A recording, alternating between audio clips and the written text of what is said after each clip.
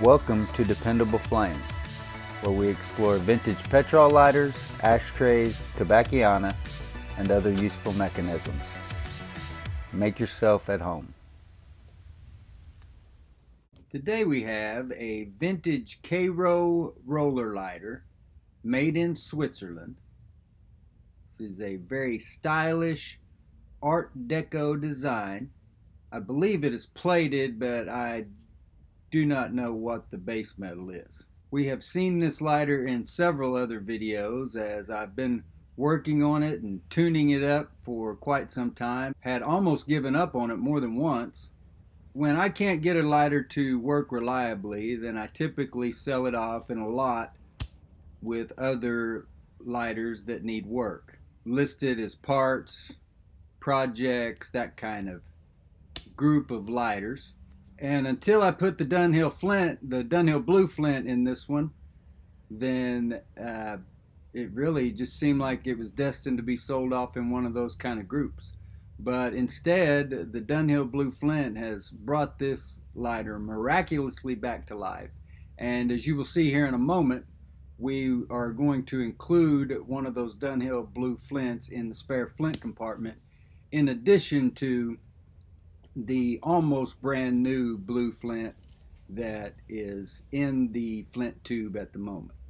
I remember being really excited when I saw the listing, when I first saw the listing for this KARO lighter. You can see there it is marked KARO made in Switzerland, because I had not heard of it before. When I looked it up on Toledo Bend and all the other typical places where I would try to find information on an old Petrol lighter, there was none.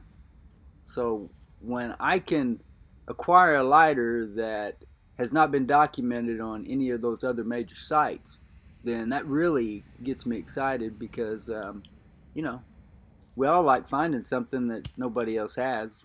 Just like I know a lot of vintage lighter collectors like having lighters in their collections that other folks don't have, or that are difficult for other folks to find, difficult for anybody to find. So, as I said, I don't know exactly what the base metal is. I would suspect it's probably brass, but the lighter is very heavy.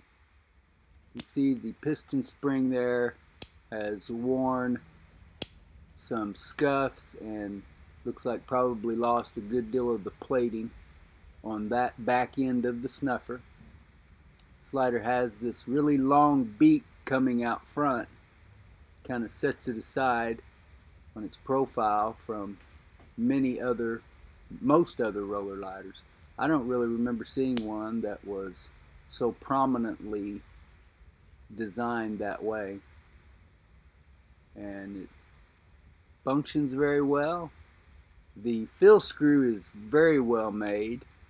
We'll see that here in a moment.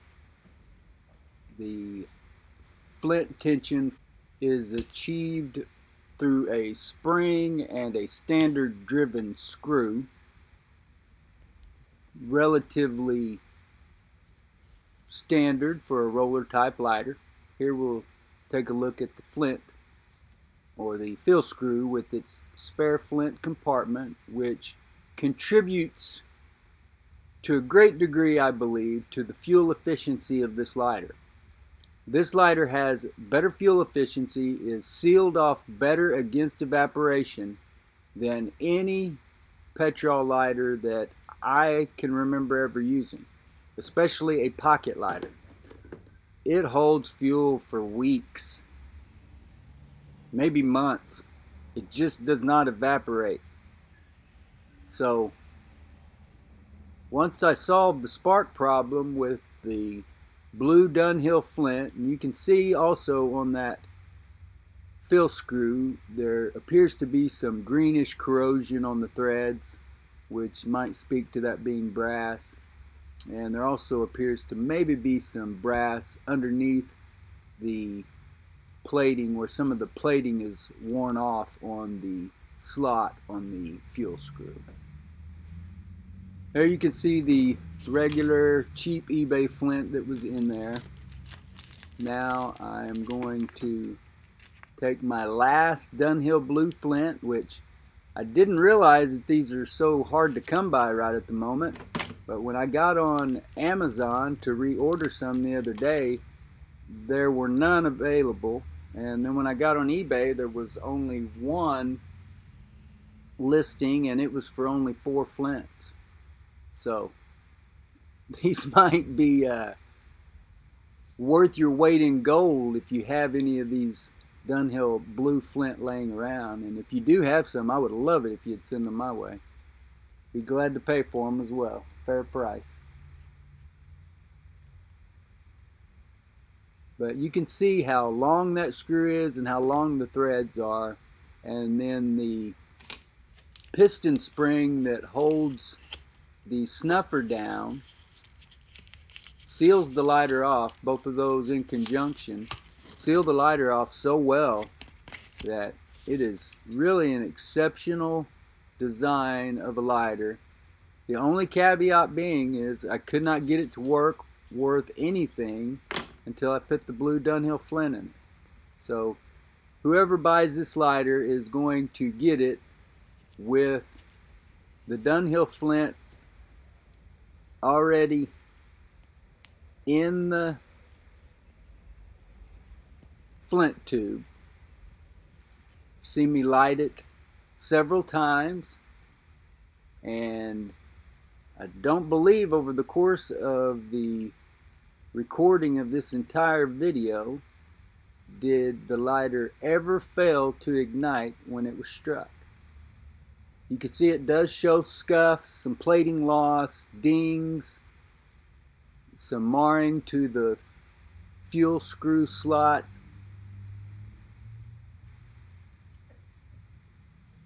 Some discoloration. I think I already said plating loss. Scratches, scuffs, general cosmetic or aesthetic wear. This is a little bit small screwdriver that I was trying to employ here, but I was just wanting to show that that screw is freely moving as it should. There you can see.